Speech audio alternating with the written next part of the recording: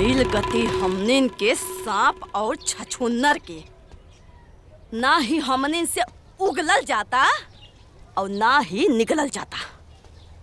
दीदी एकदम सही कहा धनी। अरे उकुन चुसनी ऐसन किल्ली बन के चिपक गई क्या, ना जाने कब ओकरा से पीछा छूटी हमनी के। पीछा छूटी? अरे खाक पीछा छूटी हो, न जाने वीडियो कहाँ कहाँ छितरा के रख ले बिया। हमारा तो लागत ना कि ई प्लानिंग मुन नहीं हरवा से बनाए के आए रहे। प्लान? लेकिन ते चिंता मत कर दीदी, ऊ नागिन खातिर एगो प्लान हमहू सोचले बानी। अब ओकर वीडियो और धमकी कौनो काम ना आई। ए चंदा। जी बाबूजी। नजर रखते, जैसे सखरवा आवे सीधे लेके हम निकल गया। ठीक बा बाबूजी। अब ऊ नागिन के प्लान के देख कैसे फुस करता नहीं।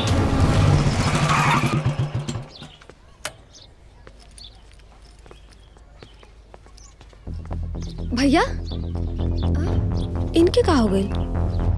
भैया, भैया, भैया,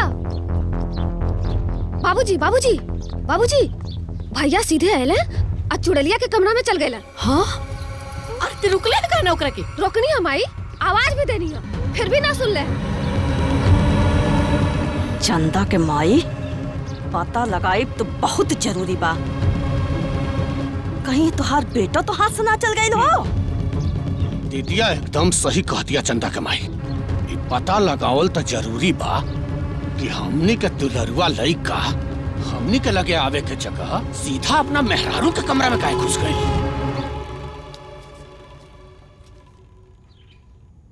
ये कहा सब तोहर विश्वास।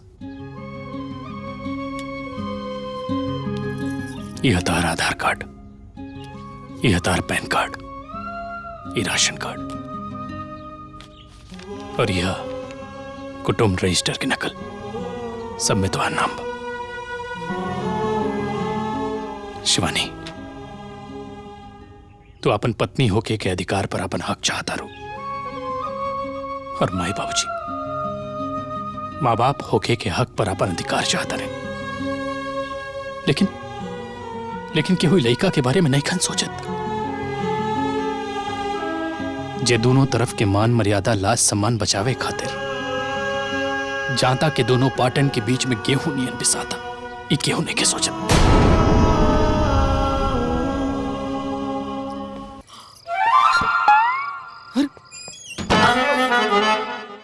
आखिर कैल का चाहता रहा? अरे जॉन चुरन के अपना घर से हमनी के भगाव पर तुलल बन सा, ओकरे के तू अपन बनाव पर तुलल बड़ा। काहे भौजी, काहे भगा दी? शिवानी पत्नी ही हमार। हम तो यहाँ के एड्रेस पर ओकर Aadhaar card, pan card, voter ID, यहाँ तक कुटुंब रजिस्टर में नाम भी अंकित करा देले बनी। समझनी? देखतारू मूर्ख के। रे मूर्ख, सब करे से पहले हमनी से एक बार पूछ लेवे के चाहिए। अरे पूछ के हमार जिंदगी कुत्ता के पूछ हो गइल बा बाबूजी। बाबूजी हमरा की एक बात बताई कि अभी तक हम आप लोगन से पूछ के ही कहीं नहीं। आज जब हम अपन मौन से कहीं नहीं तो आप लोगन के मन खराब हो गए। बाबूजी एक बात सुन ली, आज से हम जौन कुछ भी करब अपन मन से करब, याद रखिए। आई देखता करता तेवरे बदल गई। मेहरे के नशा बोला था चंदा के माई। देख लो एक कई रात में कैसे माती मार देले से कर। सही कहा दीदी, हमार बेटा हमारा हाथ से निकल गई। Happy anniversary.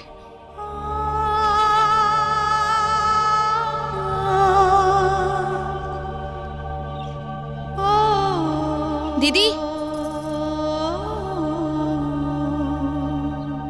रवा की आंख में आंसू और ये केक कैसन? रोवल तो हमार जिंदगी में लिखल है शिवानी। आज हमार सालगिरह है और देखा अकेले मनावतानी, पर पिछले सालों साथ रहलन।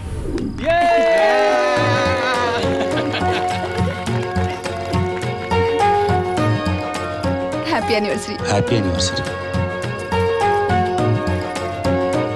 क्या हुआ माइके, क्या हुआ?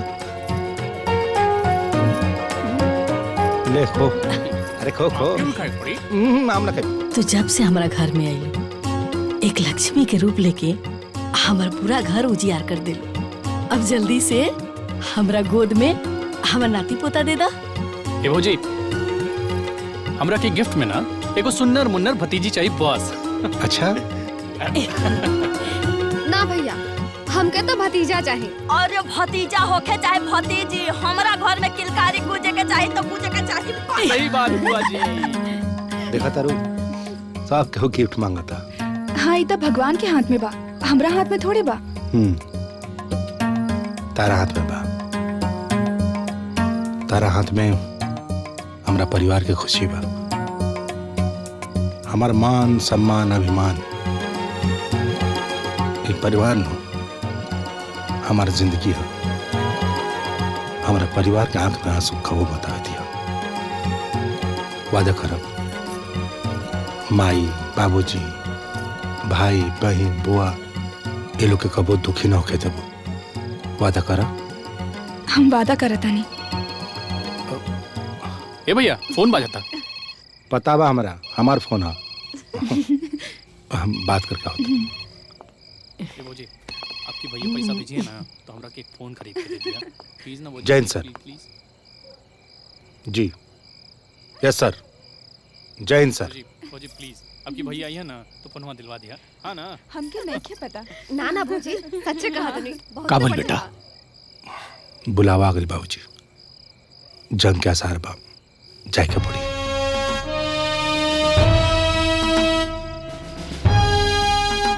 देश सेवा पहले। जी बाबूजी।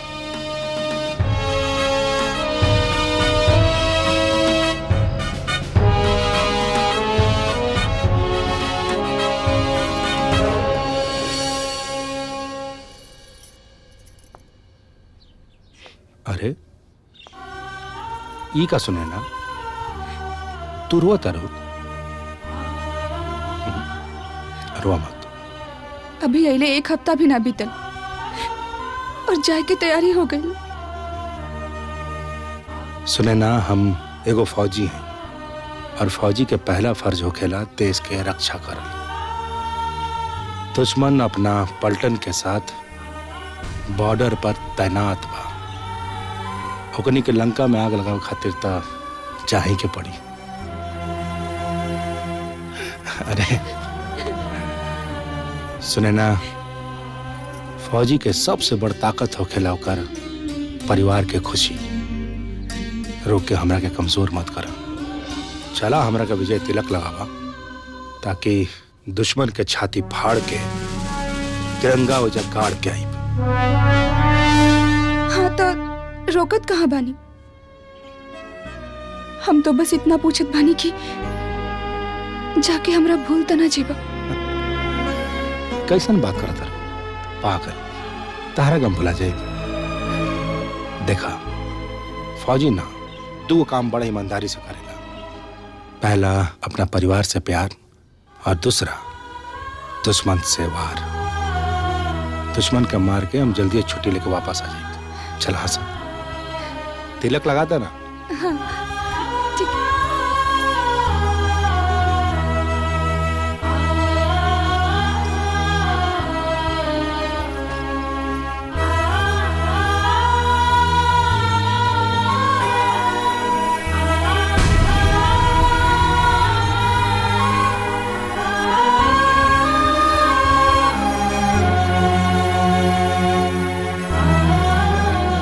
जल्दी आइब ना।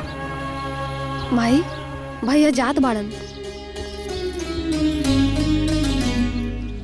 घबरा मत, हम जल्दी आ जाए।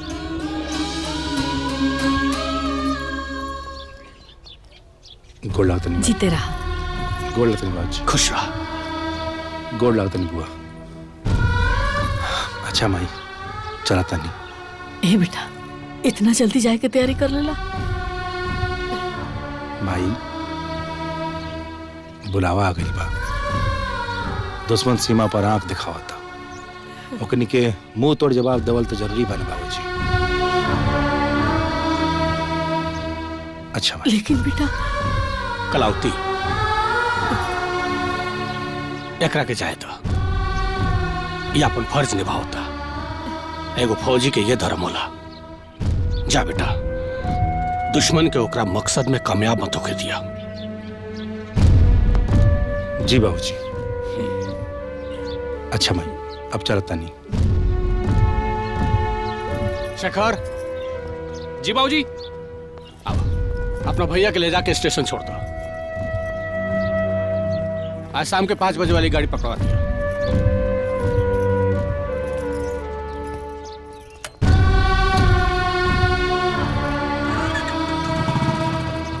चला चली।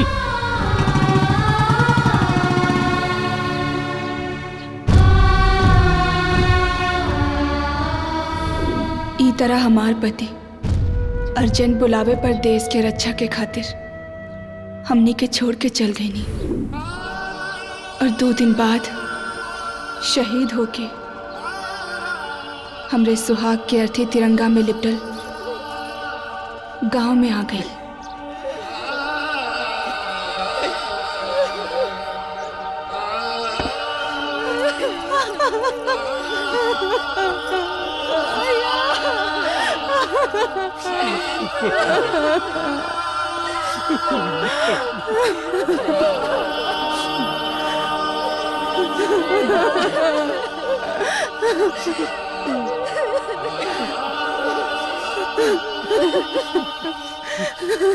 ये तरह हमार सुहाग उछड़ गई, हमार दुनिया वीरान हो गई।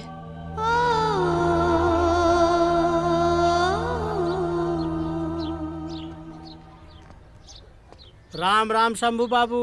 राम राम मलकिन। आओ बैठो। का बात बा, आज आने का रास्ता कैसे भूल गई? शंभू भाई, हम अपन देखल रास्ता और कई वादा कभो ना भुलाइला। रउआ लोग से कहले रहली ना कि बिटिया के खातिर ऐसा रिश्ता ढूंढ के लाई कि बिटिया के तकदीर राउल लोग के मन दोनों निहाल हो जाई। अरे चुप करा, एगो रिश्ता करले पड़ा ना, निहाल हो जाई। निहाल ना, रोज घर में बवाल हो रहल बा। चैन के रोटी खाइल मुश्किल हो गइल बा हमनी के। तो मलकिन एमे हमार कमन दोष बा? अरे जे जैसन करी वो ऐसन भारी। का मतलब? मतलब ई कि ऊ दिन आप लोग कम थोड़ी बवाल कैले रहला। अरे तो लोग छोड़ो वो सब बात, जन बीत गई बात वो बिसर गई बात। अच्छा तब ई बतावा कि कैसन रिश्ता दिखला हमरा बेटी खातिर? हाँ, रिश्ता लाइल बानी। लल्लन टाप लइका बा। लइका इंजीनियर बा, लाख रुपया ओकर सैलरी मतलब तनख्वाह बा, और घर में माई बाप के अलावा केहू नहीं खे। 10 बीघा खेत बा। शहर में गांव में दोनों जगह पक्का मकान बा। लइकिया के तकदीर संवर जाई। हाई देखी देखी।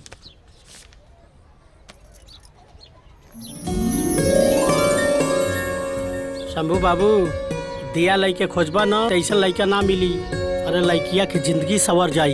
ए लइको बढ़िया बा। का हो देखा तो का कहता रू? हाँ जी, लड़का तो ठीक बा, लेकिन लेन देन? हाँ। अरे देन लेन का, ये लोग इस समय गर्जू बाड़े, जल्दी में बाड़े। हाँ, सस्ते में पटा दे। लेकिन कितना में पड़ जाई लोग? 10 लाख नगद में पटा दे। कहा 10 लाख? अरे ऊपर के खर्चा मिला के तो सब 20 लाख खर्चा हो जाई। ए मलकिन, चौकी मत। 30-35 ही लइकवा के मिली। लइकवा इंजीनियर बा, और इंजीनियर लइका के आजकल यह रेट चलता। हम तो 10 लाख में पटावे के बात करता नहीं। एहसान मानी रहुआ लोग हमार। सुना, हमरा हिसाब से बरसाती भाई ठीक कहता रहे। इतना बढ़िया रिश्ता जल्दी ना भेटाई। ए बरसाती भाई, तू रिश्ता के बात आगे बढ़ाओ। हे शंभू भाई, ये भइल ना समझदारी वाली बात। यही के कहलेन मौका पे चौका। अच्छा शंभू भाई, बिहाने के तैयारी रखी है। काल आई। राम हाँ, राम। राम। राम राम। अरे ई का कहनी जी, 10 लाख में हकार देनी?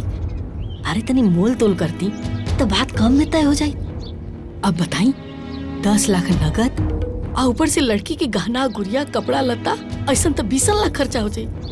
इतना खर्चा कहाँ से आई? अरे काहे चिंता करता रू, सब हो जाई। बड़की बहुरिया के खाता में 30 लाख रुपया बानू। आ बेटवा के बियाह में जो नगद 10 लाख रुपया मिल रहा है दहेज में, वो तो बा, सब मिला के हो जाई। अच्छा, तो ई लोग दीदी के और हमरा बाप के पैसा के बल पे प्लान बनावता रहा। ड्राइवर गाड़ी रोका।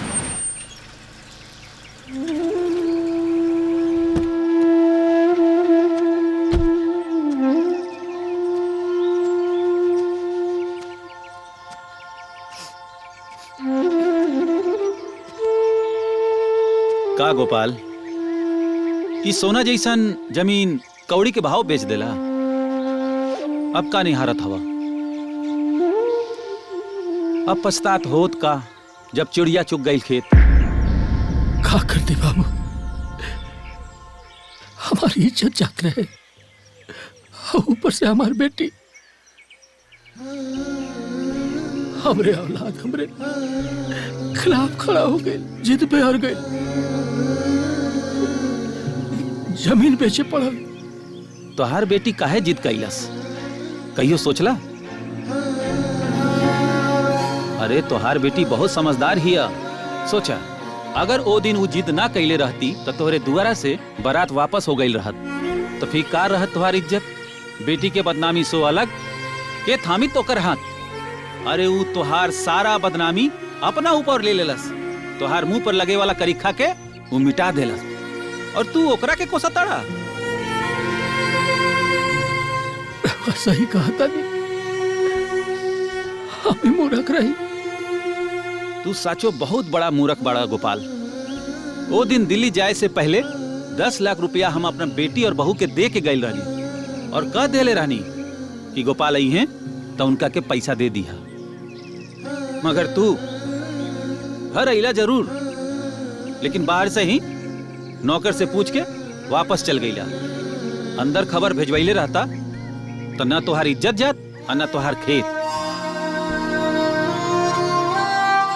बाकी का करबा, उहे होला जे किस्मत में लिखल होला। चला तनी।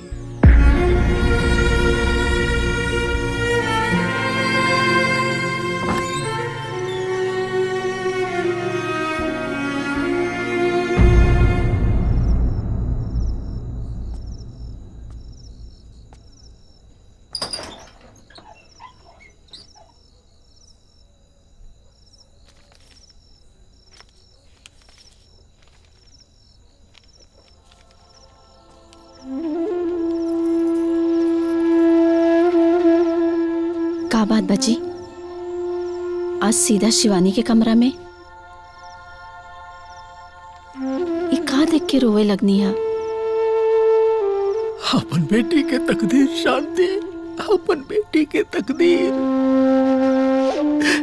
अनार कोठरी में धर के चल गई हमार बेटी।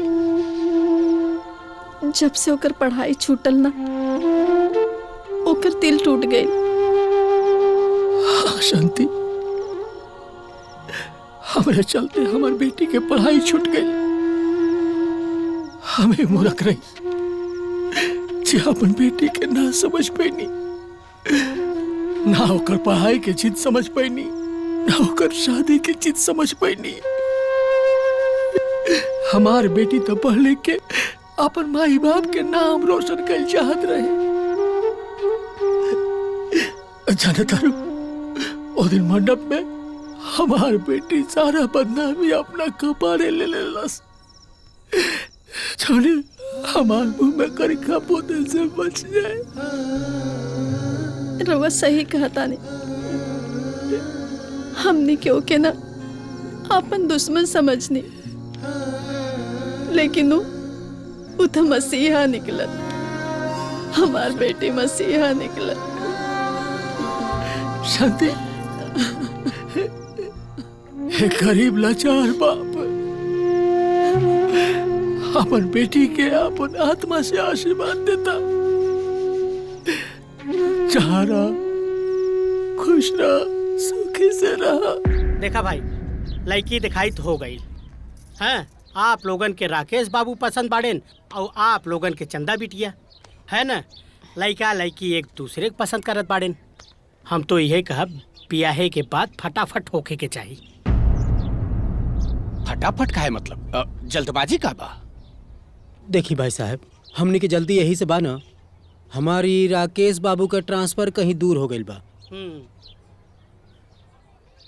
अब वही जा इनका खाना पीना में कोनो दिक्कत ना हो के यही ला सदिया तनी जल्दी नु करे पड़ी।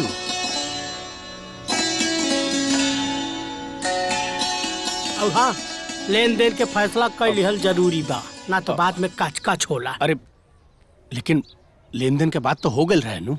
बरसाती हमरा बतौले रहल। सुन, लेकिन 10 लाख रुपया तनी कम बुझाता। अब महंगाई के जमाना में अपना बेटा के पढ़ा लिखा के इंजीनियर बनौले हैं। देखिए भाई साहब, हम रोज सामने हाथ जोड़ता नहीं, हमारे 10 लाख से ज्यादा के औकात नहीं के। अपना बेटी के दहेज खातिर बड़ा जोड़ तोड़ के हम 10 लाख के व्यवस्था कैले बनी। अब रहुआ का हम तो हम अब खिचड़ी खियाई में दुल्हा बाबू के एगो सोना के अंगूठी दे दे। अरे ये का कहता नहीं बाबूजी?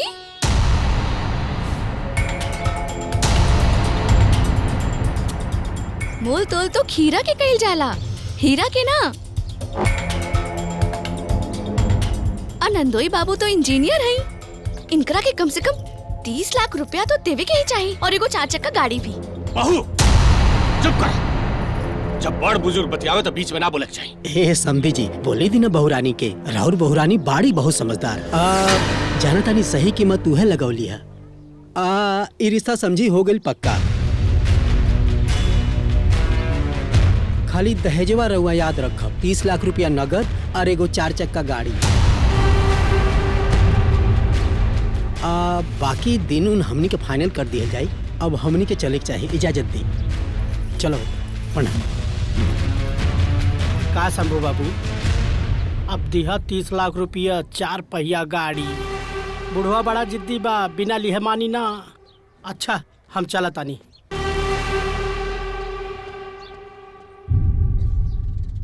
शिवानी का कहलू, काहे बढ़वा देलू दहेज?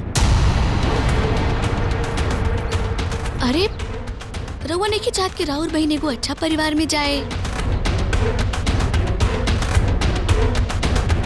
बात रहल पैसा देवे के, तो रउआ तो 12वीं फेल है, तब वो हमार बाबूजी 10 लाख रुपया देले बानी। अब बात रहल नंदोई जी के, तो नंदोई जी तो इंजीनियर हैं, तो उनकरा के हमनी के कम से कम 50 लाख तो देवे के ही चाहिए। हमने तो 30 लाख कहनी हो।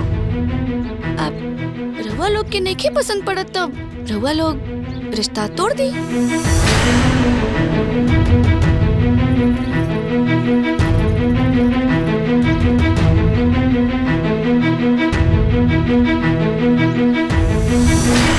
अपन पसंदीदा फिल्म देखे खातिर डाउनलोड करी दंगल प्ले ऐप।